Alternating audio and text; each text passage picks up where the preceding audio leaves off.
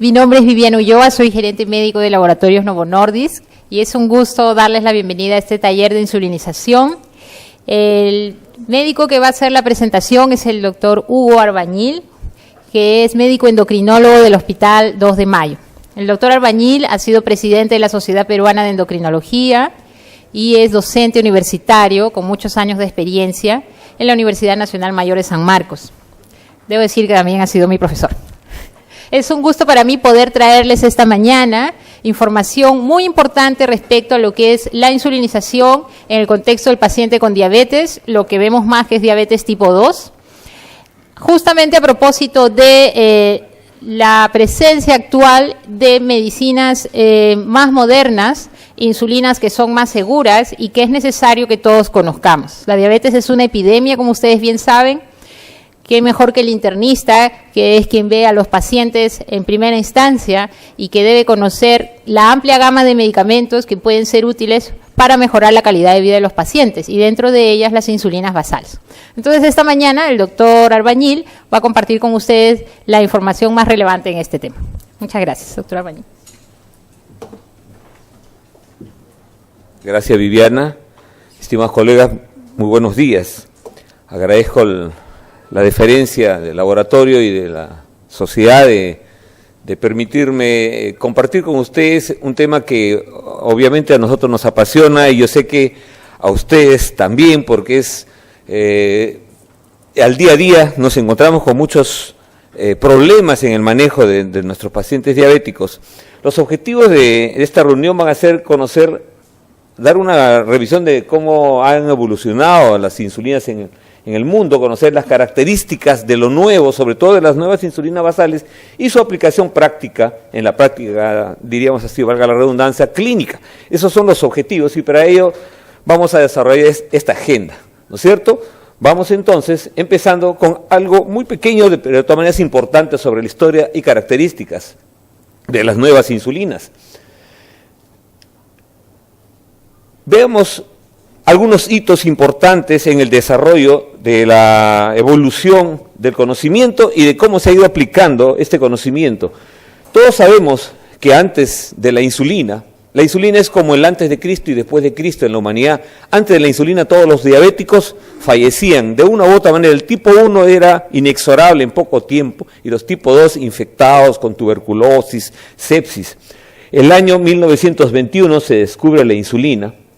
En el occidente Banting y Best, en oriente Paulescu, ¿no es cierto?, en Rumanía, y empieza, obviamente, como la insulina cristalina era la primera, había que inyectarse pues 4 veces al día, ¿no es cierto? Es lo que Leonard Thompson recibió y fue el primer niño con diabetes que sobrevivió hasta los 24 años, desde los 14 hasta los 24 años, para esa época, imagínense, son 10 años, y se buscaba que en esa época era inyectarse lo menos posible, entonces empezó a desarrollarse una serie de insulinas nuevas para esa época, se les mezclaba con goma y se inyectaba, pero se producían infecciones en la piel al inyectarse insulina con goma arábica y con diversos aceites, tratando de que no tenga que inyectarse 3-4 veces al día, hasta que se desarrolló NPH, ¿no es cierto? Si todos recordamos la NPH en 1946, Segunda Guerra Mundial, pero Havedor desarrolla la NPH y es un hito. ¿Por qué? Porque hasta hoy en día la NPH y justamente el Laboratorio Novo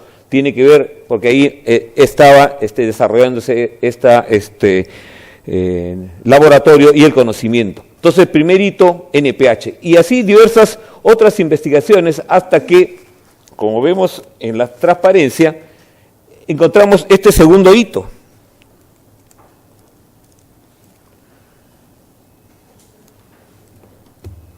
No sé si de repente mejor no lo veo muy bien. Hay cierta edad en que ni lo leo. Tengo que ir al oftalmólogo. Acá lo veo bien. Hasta acá eran insulinas animales, pero ocurre que empieza ya la tecnología a crearse insulinas humanas. Y este es el segundo hito. El año 1979, la primera insulina recombinante DNA humana, ¿cierto?, que se desarrolla.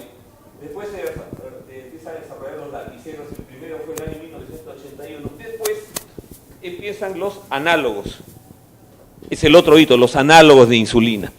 Tenemos la insulina Lispro primero, ¿no es cierto? Y estos son análogos rápidos. Después, un análogo lento que durante un buen tiempo fue el patrón, ha sido el patrón estándar, el gol estándar, digamos así, de las insulinas modernas, y esto es hasta el año, vean, 2000, donde se aprueba el uso de insulina glargina por FDA el año 2000. Entonces imagínense, del año 21 al año 2000, 80 años de evolución del conocimiento, y se creaba una insulina análoga basal. Pues bien, hoy en día la investigación ha seguido y hay nuevas insulinas basales, obviamente con algunas características que han ido mejorando la posibilidad de, diríamos así, de afinar el tratamiento de nuestros pacientes. Y por ejemplo, tenemos hoy en día la insulina degludec, que tiene algunas características de cambio de su estructura primaria. Fundamentalmente, ¿qué es lo que ocurre con esta insulina y por qué se llama degludec? Degludec, como estamos ahora acostumbrados a los acrónimos, es un, diríamos ya no es como acrónimo, vendría a ser una especie de apócope, ¿no es cierto? Pero ¿por qué recibe el nombre de degludec? Porque vean lo que ocurre con la insulina degludec. Ocurre que en la posición 30 es reemplazado el aminoácido final en la cadena beta, ¿no es cierto? Es desplazado y reemplazado, por eso des, y de ahí viene D, por lo que se llama un espaciador, que es fundamentalmente ácido glutámico, una cadena que va a permitir que se le pueda unir a la cadena beta de la insulina un ácido graso de 16 carbonos, que es el hexadecandidioil, ¿no es cierto?, que es un ácido graso extenso, que va a ser parte y la explicación de por qué esta insulina tiene las características farmacocinéticas que la diferencian y que la va a hacer probablemente el nuevo gol estándar de las insulinas basales. Entonces, estos cambios estructurales permiten que se le denomine degludec, que es del apócope que les decía, des del cambio en la aminoácido final, el 30, el ácido glutámico que se le adiciona en reemplazo, en posición de este cambio, y glu y dec que le sacan, diríamos así, del extenso nombre del hexadecandioil, y por eso el nombre de degludec. Y esos son los cambios en la estructura primaria, diríamos así, de la insulina, y eso va a permitir, adicionado a estas otras características ya de la química propia de la solución insulínica, en la cual además hay fenol y hay zinc. Y esto es importante porque no todas las insulinas lo tienen. Ustedes saben que el zinc sí, fundamentalmente era la insulina lenta la que tenía zinc, pero la tiene también NPH y lo tiene también degludec en otras concentraciones. Pero es importante recordar el fenol y el zinc, porque el fenol va a intervenir en lo que se llama el ensamblado, que explica el largo tiempo de vida media de la insulina, y el zinc va a explicarse al irse, como vamos a ver en una otra transparencia, al irse diseminando en el celular subcutáneo, va a permitir que se vaya liberando monómero por monómero, lentamente. ¿Qué pasa cuando se inyecta esta nueva solución con cambios que acabamos de ver, cambios en estructura primaria, cambios en la adición de fenol, además del zinc que tienen las insulinas clásicas? Ocurre que cuando uno inyecta este tipo de insulina en el celular subcutáneo, se van a formar diexámeros, y se forman diexámeros porque el ácido graso permite que se junten dos de los hexámeros insulínicos inyectados. Usted sabe que toda insulina siempre es un hexámero, ¿no es cierto? En el caso de degludec, uno lo inyecta al celular subcutáneo y ese ácido graso permite que se junten y vayan en pareja los hexámeros. Eso ocurre en el celular subcutáneo. Pero al producirse esa unión, el fenol va liberándose, ha entrado al celular subcutáneo, va liberándose en el celular subcutáneo, y al perderse el fenol de esta estructura de la insulina va, en vez de dispersarse, va formando un multihexámero, o sea, se va formando una larga cadena en el celular subcutáneo.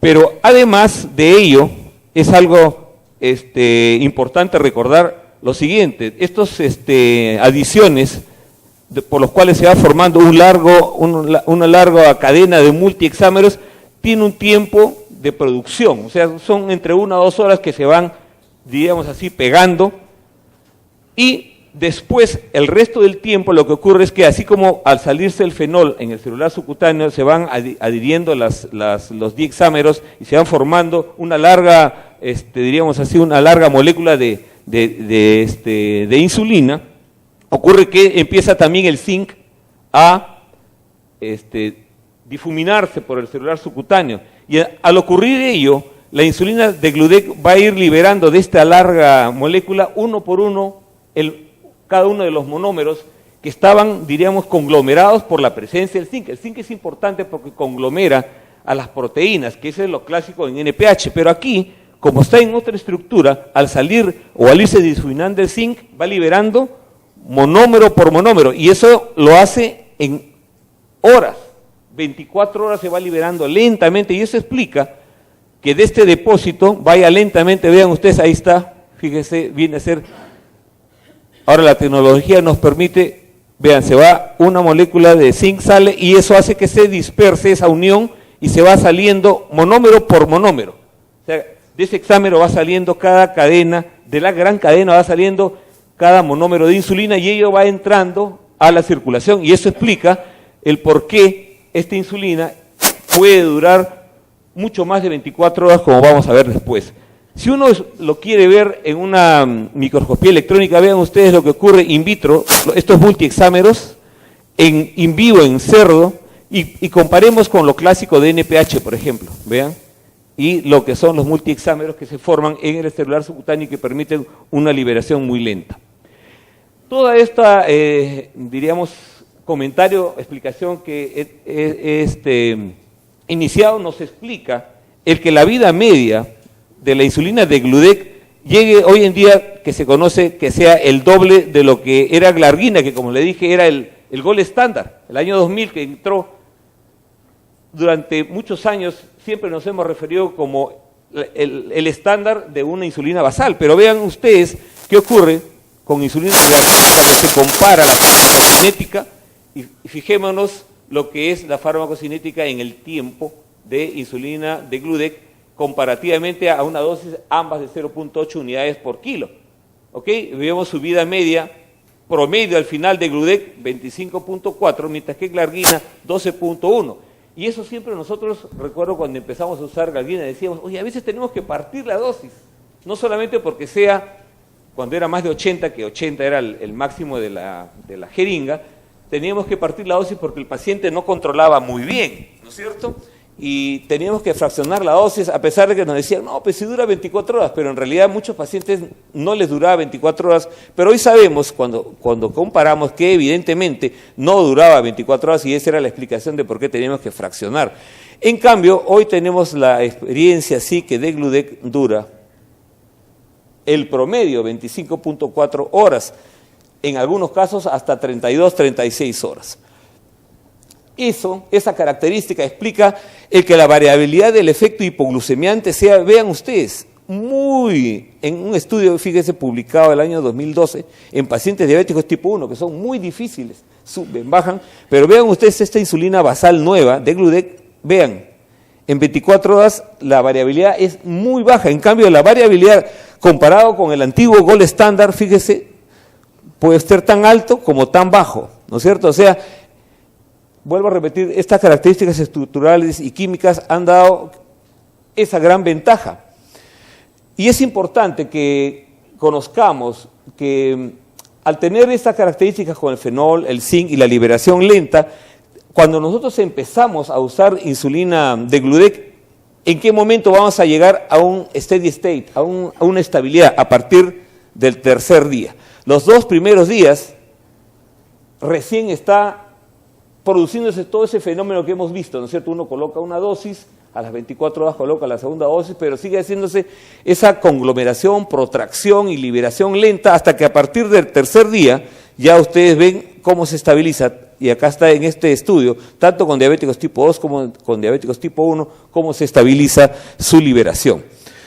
De igual manera, estas características nos explican los estudios que diferencian y dan, diríamos, las ventajas a esta insulina nueva. Vean, los niveles de reducción de hemoglobina glucosilada en estudios de 2 años comparativos de degludec contra glargina nos muestran que ambos logran buen control de hemoglobina glucosilada. Ambos son comparativamente, diríamos, puede obtenerse con ambos un buen control, pero ¿a cambio de qué? ¿Y cuál es la diferencia? Vean ustedes la diferencia, principalmente que la hipoglucemia nocturna, confirmada, o sea, con valores de glucosa, no solamente de tira reactiva, en este estudio eran valores venosos. Fíjese, hay una disminución de un 43% de la posibilidad de hacer hipoglucemias nocturnas, que son las más problemáticas, las que causan arritmias cardíacas, muertes súbitas, ¿no es cierto? Es casi la mitad menos con degludec comparado con glargina. De manera que esa es la característica más importante que diferencia a esta insulina nueva, y por eso es que podríamos decir, este es lo que ustedes van a encontrar en los libros actuales. Tenemos desde las insulinas análogas rápidas, la clásica, la regular, la NPH, la glargina, ¿no es cierto?, que al final en algunos casos nos duraba 20, 22 horas, pero ahora tenemos la degludec, con la cual tenemos la seguridad de que 24 hasta 32, 36 horas podemos tener la seguridad de tener circulando insulina. Entonces, ¿qué nos dicen las guías hoy en día en el manejo de la diabetes mellitus? Y nos vamos a centrar en diabetes tipo 2. Diversas guías tenemos en el mundo, la guía de la Asociación Americana de Diabetes, donde tenemos que hacer hincapié que lo más importante, y nuestros profesores ya nos lo decían hace mucho tiempo, solo que no lo decían así tan gráficamente, sino con palabras, que cada diabético tiene que individualizar su tratamiento, y lo individualiza por edad, duración de enfermedad, expectativa de vida, complicaciones asociadas, si ha tenido o no infartos, desórdenes cerebrovasculares, la actitud de la familia y los recursos, si tienen o no dinero. O sea, cada eso hace de factores hace que individualicemos el tratamiento. Por otro lado, el de la Asociación Americana de Endocrinólogos Clínicos, importante porque es diríamos, donde más nos hemos basado aquí en la Sociedad Peruana de Endocrinología. Tenemos un capítulo importante de endocrinólogos peruanos que pertenecemos a esta asociación, donde lo más importante a rescatar es que gráficamente recordemos que paciente debut diabético, pero con síntomas y con hemoglobina glucosilada, más de 9, insulina de todas maneras, ¿no es cierto? Ese es clave, además de todo lo que conocemos la monoterapia, terapia dual, triple. No, diabetes tipo 2 también entra directamente con insulina, e inclusive muchas veces tiene que intensificarse porque a veces entran sépticos y requieren manejo insulínico intensivo.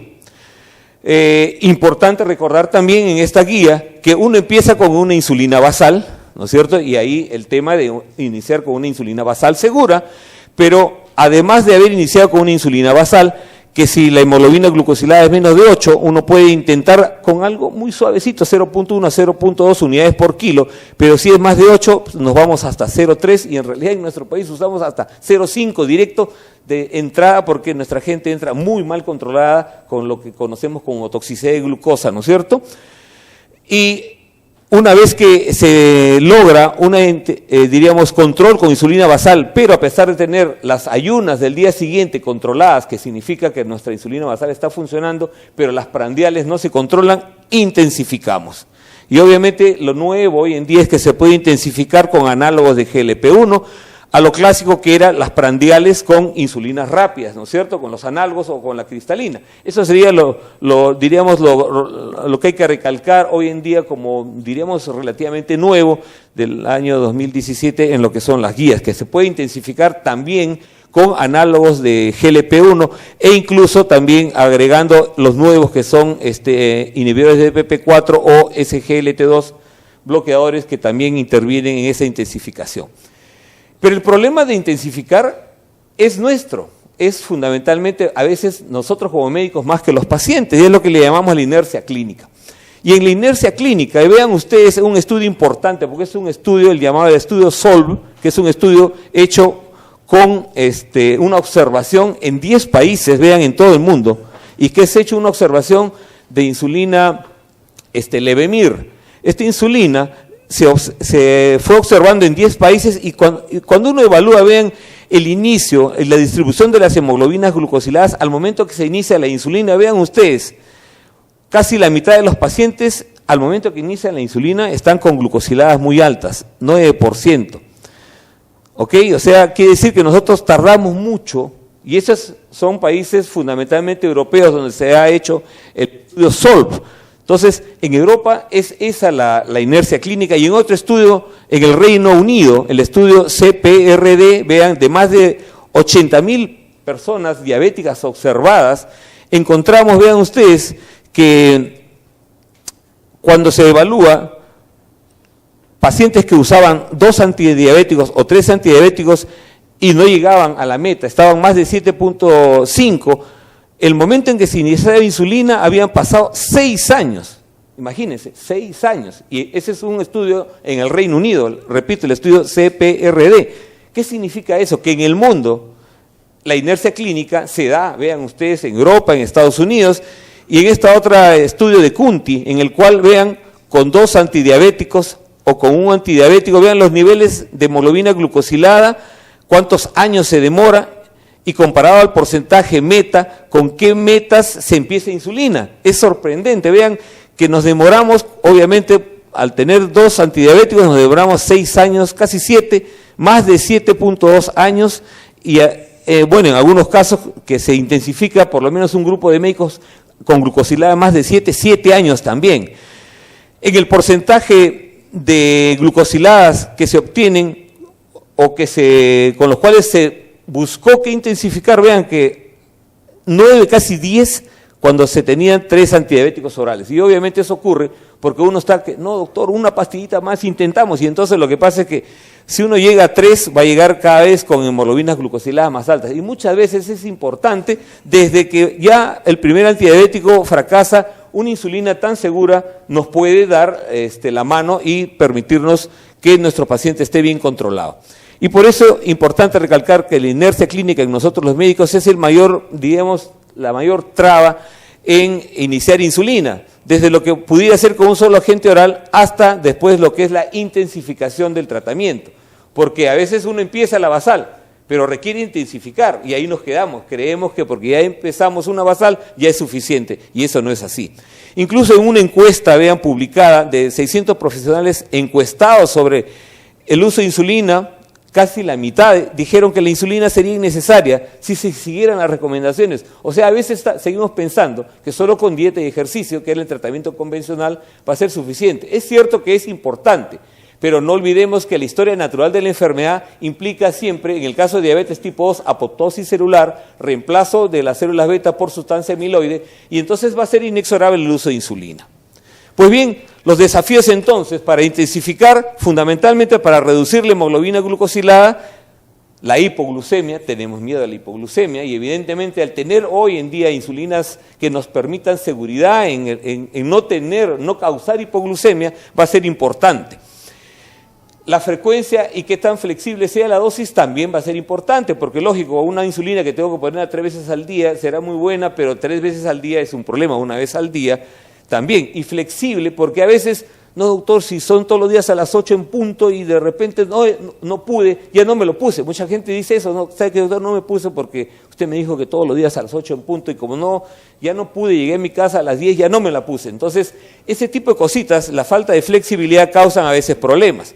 Entonces vamos a aplicarlo a casos clínicos, y quiero pedirles la participación levantando la mano, ¿no es cierto?, para discutir con ustedes casos reales de la vida diaria, que creo que ustedes le cambiamos el nombre, la circunstancia, pero todos lo vemos en nuestras consultas en el hospital, en la práctica privada. Una persona de 65 años que viene y procede del Callao, con una diabetes de larga evolución, 15 años, con un control irregular, como es muy frecuente, que viene usando lo clásico, glibenclamida 5 miligramos, desayuno y cena, y metformina 850, 2 dosis, desayuno y cena. Llega a la consulta sintomática, ¿no es cierto?, con pérdida de peso de 3 kilos en el último mes y con una glucosa en 320, con una glucosilada de 10.9. ¿Qué harían ustedes con una paciente con esas características. Son 15 años de diabetes, con un control irregular, como es muy frecuente en nuestros pacientes por diversas razones personales, sociales, que fueran, y que ya está casi en la dosis tope. Le aumentamos, si estaba tomando 5 miligramos de glibenclamida, desayuno y cena, le aumentamos en el almuerzo, le aumentamos más metformina, estaba tomando desayuno, cena, de repente a 3, está con 320 y una hemoglobina glucosilada de 10.9, ¿qué haríamos? Incrementamos la dosis de metformina y glibenclamida a 3 tabletas al día cada una, o reemplazamos glibenclamida por un inhibidor de DPP4 y mantenemos metformina, suspendemos ambos medicamentos e iniciamos una insulina basal, o suspendemos glibenclamida, mantenemos la metformina e iniciamos una insulina basal. Una pregunta, profesor, antes de votar. ¿Qué hay de la dieta? Como muy bien lo dice nuestro maestro, el profesor Carcelén, ¿qué hay de la dieta? Intensificamos alimentación, todos los que son cambios de estilo de vida, aunque hayan pasado 15 años de tiempo de enfermedad, es importante, se intensifica de todas maneras los cambios de estilo de vida. Una vez que se intensifica y tenemos valores como los que hemos mostrado, ¿cuál sería, a criterio de ustedes, la mejor opción? Levantemos la mano quienes están de acuerdo con incrementar dosis de metformina y glibenclamida. ¿Alguien? ¿Nadie? Reemplazar la glibenclamida por un inhibidor de DPP4 por seguridad y aumentar y manteniendo la metformina. Iniciamos insulina basal quitando ambos medicamentos. Ojo que puede haber muchas formas, ¿sabe? En realidad no es que lo que vayamos a comentar de repente que sea necesario. No estaba cetóxica, no estaba cetóxica. Insulina. De acuerdo todos que tenemos que usar insulina. El concepto de por qué tenemos que usar insulina es por lo que se conoce como toxicidad de glucosa. El fenómeno de toxicidad de glucosa es el que explica que así uno use las cantidades de medicamentos orales que uno quiera, los más modernos, no va a funcionar. Una paciente con esos niveles de hemoglobina glucosilada, y vieron, ¿se acuerdan la guía de la AACE? Más de 9, ellos lo ponen más de 9. Insulina de todas maneras, ¿por qué? Porque la toxicidad de glucosa va a impedir que haya respuesta a los agentes orales. Ahora, ¿empezamos solo de insulina basal o mantenemos metformina e iniciamos una insulina basal? Ahí sería la discusión. Puede ser, de repente usted propone un DPP, o sea, empezamos una insulina basal más un inhibidor de DPP4, ¿no es cierto? Y metformina. El costo, muy bien nos comenta el doctor Carcelén, vimos en la individualización que tenemos que tener en cuenta, ¿no es cierto?, los recursos con los que cuenta nuestro paciente. Pero evidentemente, yo creo que tenemos que ser claros que puede ser empezar una insulina basal sola, como bien lo ha dicho el doctor, y bueno, de repente agregarle, acá no está un inhibidor de DPP4, pudiera ser una forma, ¿no es cierto? Pero si uno ve las guías, más que quitar, y sobre todo esta paciente como no estaba cetóxica, uno puede mantener metformina, es una paciente con diabetes tipo 2, puede mantener metformina y puede a su vez iniciar una insulina basal. La que estaría de más sería la glibenclamida, porque estimular más a la célula beta no tiene mucho sentido, pero sí podemos mantener metformina e iniciar una insulina basal. ¿Ok? Entonces, podríamos decir que la respuesta ideal, de acuerdo a las guías y la experiencia, es mantener la metformina e empezar una insulina basal. Pero en realidad, como no hay en medicina tampoco que esta es la única, acepto lo que usted dice, que de repente empezamos con una insulina basal, un inhibidor de DPP4, ¿no es cierto? Dependiendo, como dice el doctor Carcelén, que haya las posibilidades de manejarlo, y de repente ir titulando la dosis, ¿no es cierto? Creo que puede ser plausible. ¿Alguien comentaría algo más? Sí, doctor.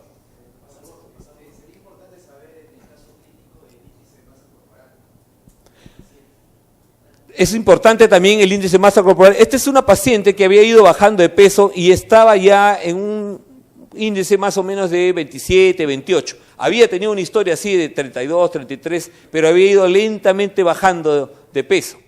Es la historia de esta paciente. ¿Algún otro comentario? Sí, doctor. No, la alimentación. Pero mucha gente, por ejemplo, el que trabaja, generalmente almuerza cerca de su trabajo, no puede ajustarse a una dieta. Esa es una de las dificultades que uno encuentra cada rato en el día a día de los pacientes, ¿no?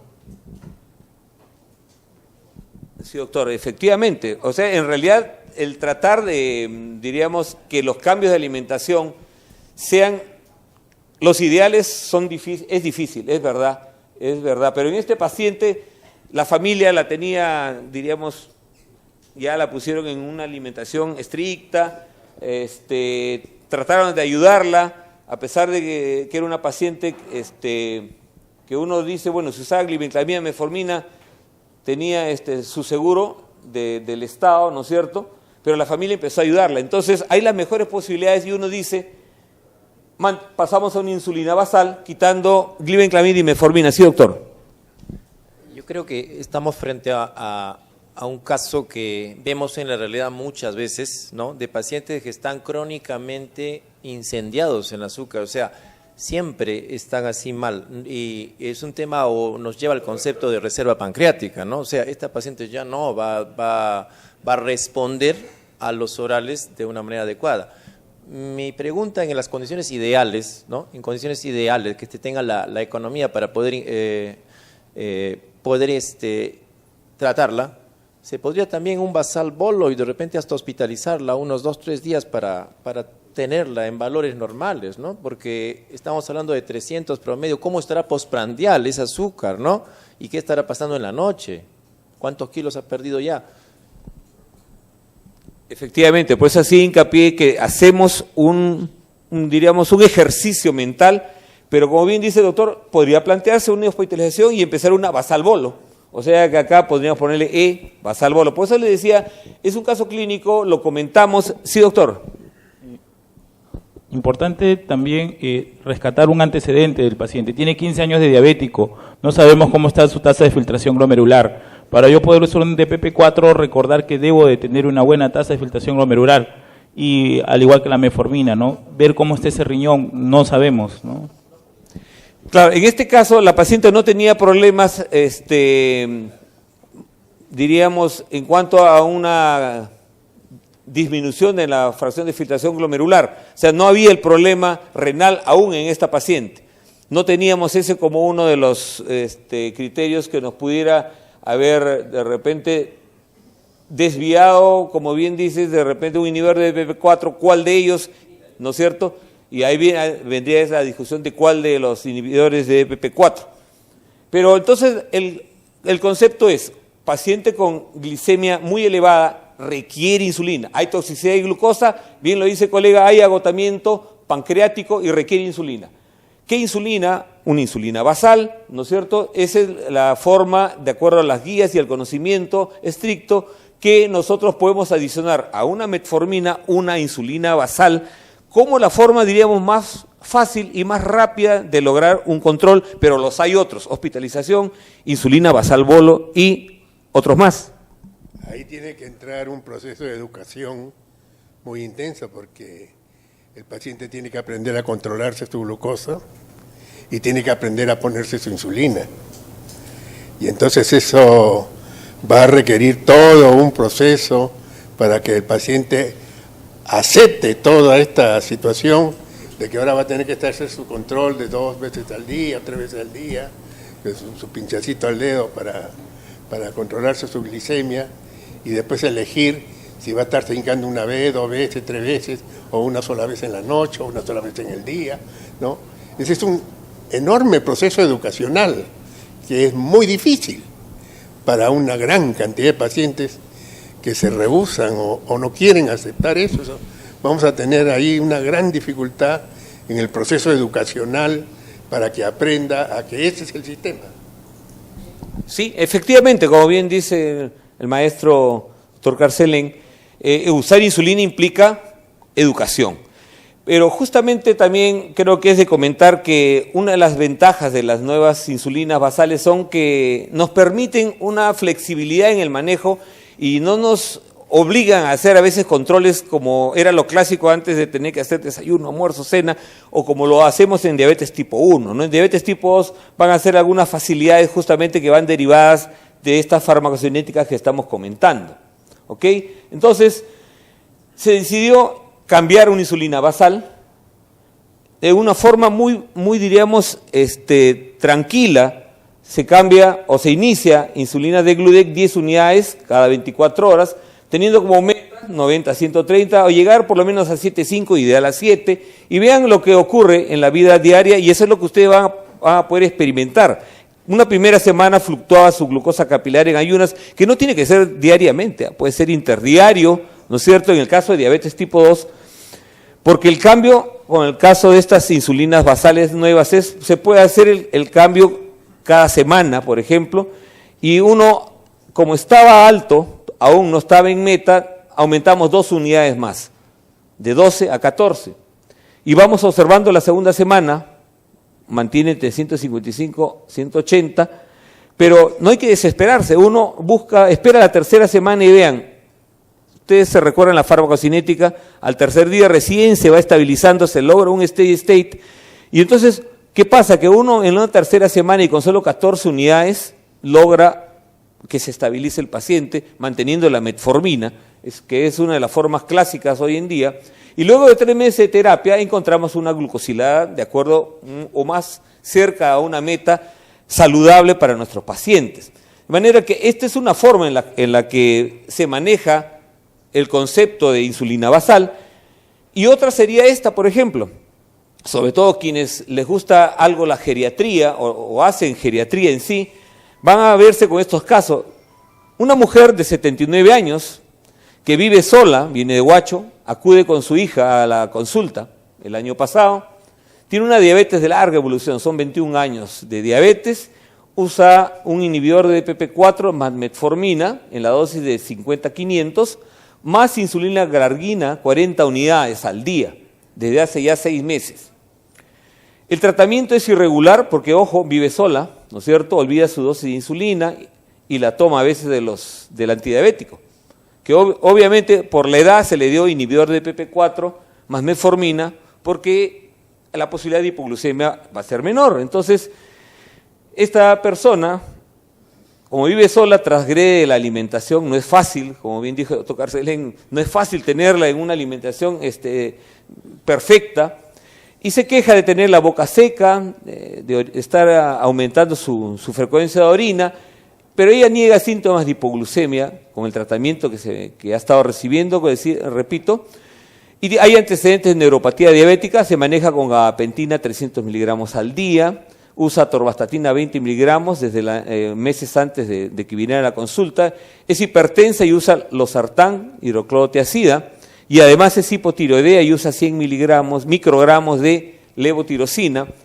y su glaucoma en tratamiento con sus gotas beta bloqueantes. Tiene una presión de 120/80 controlada, ¿no es cierto? Un peso de 68, la talla es 1,50, tiene un bocio 40 gramos con aumento de consistencia, una obesidad central, no hay ningún tipo de lesiones en miembros inferiores, y en laboratorio tenemos una glucosa de 197, una glucosilada de 7.6, TSH está en 0.28, T4 libre 1.7, glucosa 158, colesterol 152, triglicéridos 225, un LDL 66. Como son de abril y mayo, estamos en septiembre, cuando se le recibe se actualiza exámenes y encontramos que está volando. Tiene glucosa en ayuno a 433 con una glucosilada de 11.6, una creatinina 0.75, pruebas hepáticas normales, albúmina 4.48.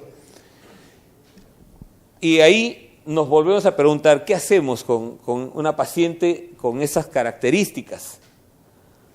Aumentamos la dosis de glargina, ha sido el problema ese, y le aumentamos la dosis de glargina, está en 40, pero no ha llegado todavía a 1 unidad por kilo. Dividimos la dosis de glargina, cambiamos el inhibidor de PP4 con su metformina, que estaba en 50.500 por uno de 50.000, con lo que estaríamos aumentando 1 gramo más de metformina, o cambiamos la insulina glargina basal que ha estado usando por una insulina de Gludec. Qué malo, ¿no? Se ríe el colega y dice, ¿por qué le quiere cambiar la glargina? Pero por eso vamos a comentarlo, vamos a discutirlo, ¿no es cierto? ¿Qué les parece? ¿Alguien tiene una pregunta, un comentario global antes de repente? No tiene problemas de visión, el campo visual no estaba alterado, sus gotas, por lo menos, diríamos, la mantenía. Ella misma se inyecta, y por eso es que el problema, vive sola, pero como ella misma se inyecta, a veces, no, la familia le apoyaba con la compra de su glargina, ¿no? Pero no. Eso sí tenía, pero han visto, estaba controlada, en realidad estaba bastante bien controlada. Tal vez, no sé si alguien estaría de acuerdo conmigo. Yo, por ejemplo, cuando vi, le bajé un poquito la dosis de levotirosina, porque, vean, sí, exacto, para una persona de la edad de esta señora, en realidad yo espero que su TSH esté en 4. Yo le bajé la dosis a 75, porque ese sería uno de los cambios extra de la diabetes, otros factores que hay que además manejar. En el caso de tiroides, por ejemplo, una persona de esta edad con enfermedades, con morbilidades, es preferible que el TSH en realidad, por lo menos, acá está también mi profesor Jaime Villena, de repente puede comentar algo, pero yo lo prefiero tener en 4.5, 5, y es un factor que me está descompensando también la diabetes, el tener un TSH ya casi suprimido. Entonces lo que hice fue bajar, eso es uno de los comentarios. Otro comentario, ¿alguien quiere? Lo regresamos en la... El tratamiento antihipertensivo la mantenía en dosis, en meta diríamos, no se quejaba de la neuropatía ya. Lo único que se aquejó fue la boca seca y el que sentía que estaba orinando más de lo común, ¿no? No tenía hipoglucemia, negó el haber tenido los síntomas que siempre les preguntamos a nuestros pacientes, ¿no es cierto? Si sentía sudoración, palpitaciones, o si en algún momento tenía vaídos, ¿no? Ese tipo de cosas, no había. ¿Alguien quiere comentar? Por mi parte decía, yo le bajo la dosis de levotirosina. Yo apostaría que una posibilidad que puede estar ocurriendo es que no se está inyectando la dosis bien. Puede ser, si antes con la misma dosis tenía un buen control, y si tiene neuropatía diabética debe tener retinopatía, y seguramente no ve bien. Y chequear exactamente la dosis, puede ser que esté equivocando. Yo daría primero una chance a que precise bien la dosis, que ajuste bien y que se ponga correctamente la dosis que estaba usando antes. Ok, es una propuesta, claro, evidentemente es una paciente que vive sola y no se pone la insulina tal cual está prescrita, ¿no es cierto? Y entonces una propuesta, muy bien lo dice el profesor Carcelén, es insistir, pero habría que ser que de repente ya contratar un personal o alguien, o la familia misma, para que le ayude. Así es, no lo tenemos ahí, pero sí, evidentemente, por eso le decía, lo ponemos, pero hay muchas formas y cada uno va a individualizar y se va a ir haciendo una propuesta que el objetivo es que nuestro paciente tenga la mejor calidad de vida posible, ¿no es cierto? Entonces, está bien, esa propuesta yo creo que es plausible, no la habíamos puesto acá, pero contratarle un personal o la misma familia, la alimentación y su insulina, la glargina que estaba a 40 unidades, ver que se coloque a sus horas y ver, o de repente dividirla, quizás dividirla si hubiera hablado de hipoglucemia, pero en realidad generalmente las dividimos cuando hay hipoglucemia en alguna hora del día, porque hoy en día sabemos eso. Al inicio pensamos que glargina no tenía pico, pero hoy sabemos que glargina sí tiene un pequeño pico, y entonces sí hay gente que hace una pequeña hipoglucemia a veces y entonces se le parte, ¿no? O cuando no hay buen control y entonces uno busca fraccionando. Entonces, muy bien, la propuesta del doctor Carcelén es seguir insistiendo, pero con un personal, alguien que esté y garantice que, aunque esté sola, va a estar usando su insulina. ¿Alguien más? ¿Algún otro comentario? Porque la idea sería la siguiente, y le vamos a mostrar cuál es el porqué. Podemos cambiar la glargina que estaba usando por insulina de Gludec, usando justamente las ventajas que acabamos de describir al inicio, ¿no es cierto? Porque fíjense, se trata de una persona, ¿no es cierto?, adulta mayor, ¿no es cierto?, que tiene mayor riesgo de hipoglucemia, o que la hipoglucemia puede ser hasta mortal, puede causar demencia, con una diabetes de larga evolución, que vive sola, que olvida su dosis de insulina, si bien es cierto que se le puede apoyar. Entonces uno dice, un tratamiento que mejore su control metabólico sin exponerle hipoglucemias y que tenga flexibilidad en la administración, dado que hay frecuentes olvidos. Porque claro, lo clásico es, y en realidad la disciplina en el manejo es una insulina a su hora, ¿no es cierto? Pero hemos visto la facilidad que tiene una insulina que puede durar más de 24 horas hasta 36 horas, va a permitir, vean, que cuando decidimos iniciar de Gludec, usaba 40 de glargina. Cuando uno cambia de Gludec en este tipo de pacientes, ¿qué hace? Disminuye. Se disminuye un 10 hasta un 20% la insulina por precaución, ¿no es cierto?, en este tipo de pacientes, manteniendo los antidiabéticos orales. Y nos proponemos una meta entre 90 y 130, ¿ok? Y vean qué es lo que pasó con esta paciente. La primera semana, habiendo empezado de Gludec con 36, ya la glucosa bajó a 147, 109 promedio. Entonces se mantuvo una segunda semana, siguió bajando, 89, 102. A la tercera semana, vean, 127, 101, y seguía bajando. Entonces decidimos bajar 2 unidades. Este tipo de insulina se maneja de 2 en 2, la regla de los 2. Está fuera de meta, 2 unidades más. Está más bien bajándose mucho, tenemos cierto temor, hay peligro o queremos obviamente evitar hipoglucemias, bajamos la dosis 2 unidades. ¿Ok? Entonces veamos cómo se logró un buen control, pero con menos dosis de insulina. Y esa es una de las características que van a encontrar cuando tengan la posibilidad y empiecen a manejar esta insulina. En comparación, y eso es lo que muestran los estudios, vamos a pasarlos rápidamente, los estudios cuando se comparan las insulinas basales clásicas estándar antigua con la moderna, esta requiere menos dosis, por ejemplo. Y en esta paciente, luego de 2 meses, aumentó 1 kilo de peso. Aumenta, pero no aumentan tampoco como las... ¿Se acuerdan lo que nos pasaba con insulina cristalina? A veces hasta se nos edematizan, ¿no es cierto? Se nos edematizan, además de ganar peso, pero abundante. Acá gana, pero lentamente, 1 kilo. La paciente nos refirió a sentirse mejor, no había hipoglucemia. Y la otra característica, por eso la flexibilidad de la dosis.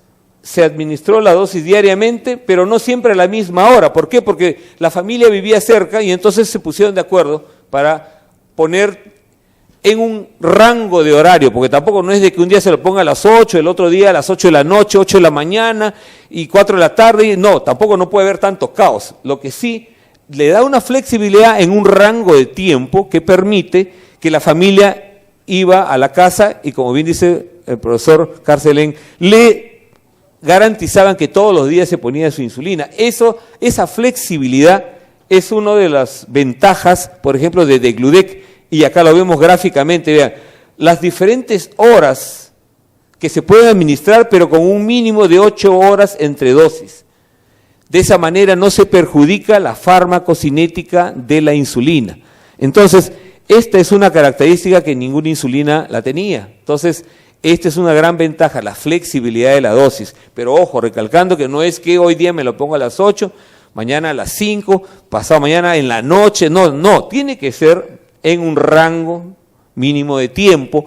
Y eso permite, por ejemplo, este tipo de pacientes que vive sola, pero la familia vive cerca, van a la casa, le ponen la insulina, le acompañan y eso permite un mejor control, ¿de acuerdo? Entonces, importante la flexibilidad de dosis, porque el efecto reductor de glucosa, ya hemos visto, es bastante estable. La variabilidad hipoglucemiante, ¿se acuerdan? Comparativa con glargina, es estable.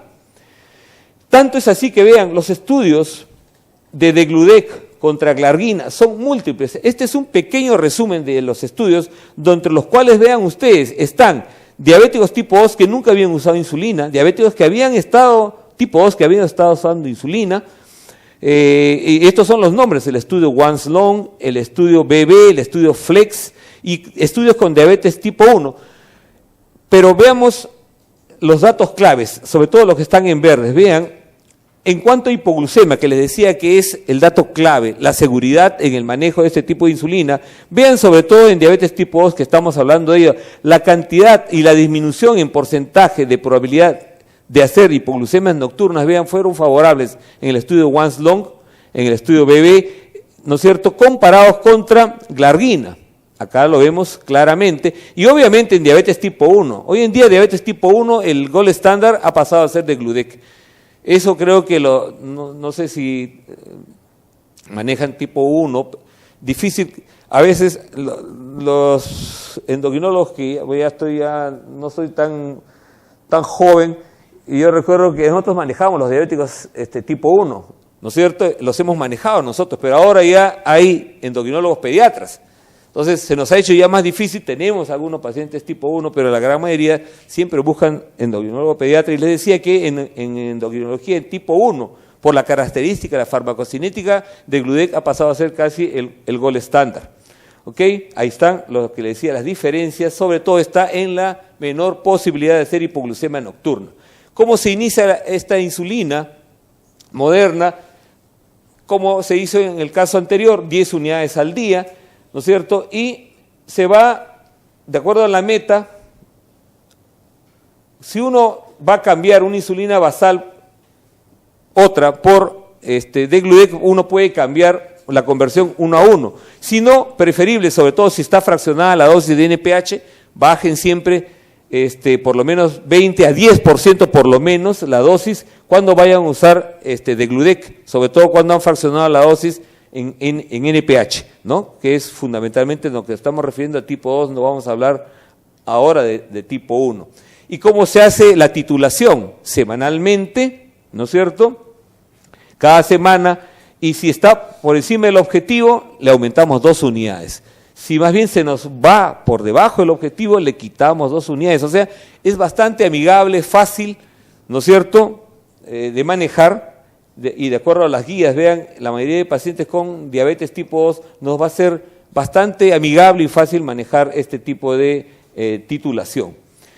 En los estudios de fase 3 de degludec, vea, requirió al final, comparativamente, una menor dosis de insulina cuando se comparó contra insulina glargina, que es otra de las características, en resumen, vean, en diversos estudios comparativos. Entonces, menor cantidad de hipoglucemia, menor dosis al final cuando se logra el control comparado con el antiguo gold estándar. Importante recalcar que en poblaciones especiales, ya les dije que es casi hoy el gold estándar en diabetes tipo 1, pero es importante saber que ya está desarrollándose estudios en gestantes, la seguridad en gestantes, ustedes saben que es importante y es una población que cada vez está aumentando más la diabetes gestacional. Estas propiedades farmacocinéticas entonces de insulina de degludec no se afectan por edad, compromiso renal o hepático, o sea, pacientes con problemas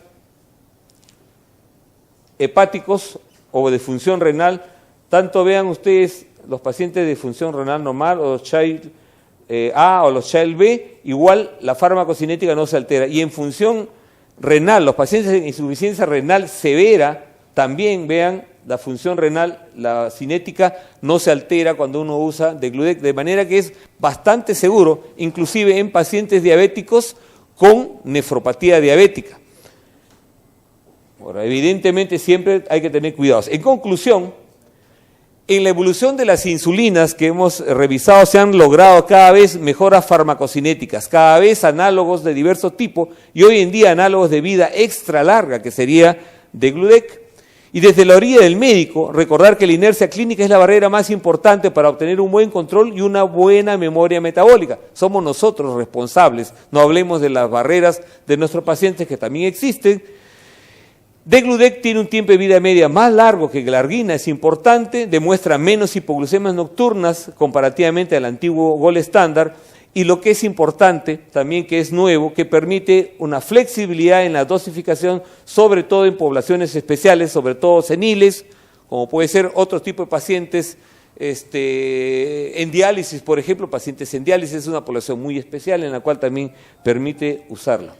Con ello, me despido ahí visitando un lugar histórico. Les presento lo único que quedó de la bomba atómica en Hiroshima. Tuve la oportunidad de estar en Hiroshima y esto es lo único que quedó. Y ahí lo han dejado como muestra para la humanidad de lo que puede ser la destrucción del ser humano. Pero nosotros estamos pues para construir, no para destruir, y en este caso para mejorar la calidad de vida de nuestros pacientes. Muchas gracias por vuestra atención. Muy amables.